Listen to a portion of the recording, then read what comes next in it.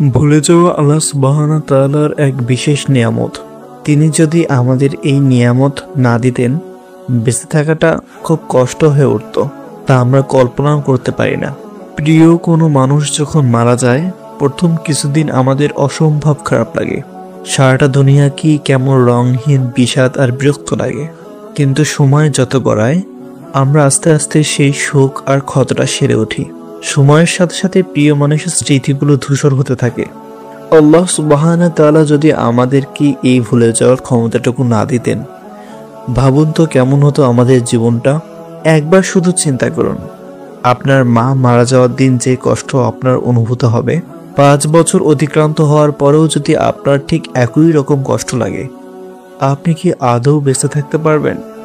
ধরুন আজ রাতে যদি কোনোভাবে আপনি জেনে যান যে আপনার ফুটফুটে সন্তানটা আগামী বছরের ঠিক আজকের দিনটায় মারা যাবে, আপনার দ্বারা কি সম্ভব হবে আজ থেকে স্বাভাবিক জীবনযাপন করে যাওয়া?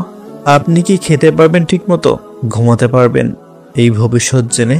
আল্লাহ সুবহানাহু ওয়া তাআলা নির্ধারিত প্রত্যেকটা বিষয়ই এমন হিকমাপূর্ণ।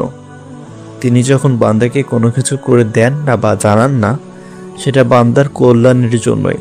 আবার তিনি যখন বান্দাকে কোনো কিছু ভুলিয়ে দেন, সেটাও বান্দার কল্যাণের জন্যই।